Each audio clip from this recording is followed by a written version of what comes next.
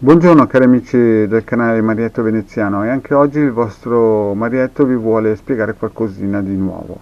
Vedete che ho qui nelle mani un libro scritto da Riccardo Tristano Tuis, e il quale titolo è L'aristocrazia nera, la storia occulta dell'elite che da secoli controlla la guerra, il culto, la cultura e l'economia. Bene, questo libro è una pietra miliare per ogni ricercatore di verità, edito dalla Uno Editori e fatto da 341 pagine, ricchissime di materiale didattico proprio per capire chi sta guidando e governa il nostro sistema. Riccardo Tristano Tuis si spende molto a spiegare la ragnatela di governi, di poteri che stanno dietro alle istituzioni. Spiega veramente molto bene praticamente la genesi di questo sistema, e a me personalmente importa, interessa il fatto che fa ben chiaro a pagina 68, parla di qualcosa di veramente interessante, che sono i sarmati, in seguito definiti cazzari. Bene, questa etnia, questo gruppo praticamente di maghi neri, di negromanti, hanno in un certo senso costruito la ragnatela che oggigiorno noi conosciamo.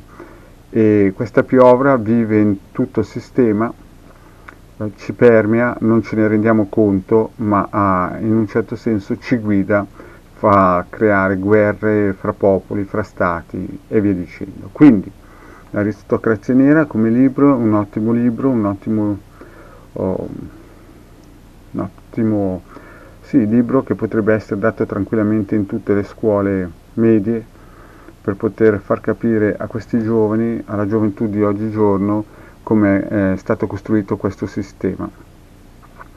Noi cosa possiamo fare? Noi possiamo chiaramente leggerlo, cercare di capire, vedere chi sono questi sarmadi che hanno la loro base operativa in Siberia, e da questo punto loro stanno governando il mondo tramite la loro rete di poteri, di religioni che hanno costruito nel tempo con la magia nera e la negromanzia. Quindi ottimo libro da leggere, non dovete assolutamente perderlo, se potete acquistatelo o sul Giardino dei Libri o su Macrolibrarsi. Edito dalla Uno Editori, 341 pagine, e vi spiegherà anche cosa vuol dire Reiki, quali sono le sue praticamente origini, vi spiegherà come è nata la Chiesa Cattolica. Insomma, è un compendio di conoscenze eccezionale questo libro qua. Riccardo Tristano Tuis lo spiega in modo semplice, in modo veramente abbordabile per ogni persona che abbia voglia di iniziare questo cammino. Qui praticamente dà la traccia di come vengono costruite tutte le egregore che ci governano attualmente, anche da quella cattolica romana.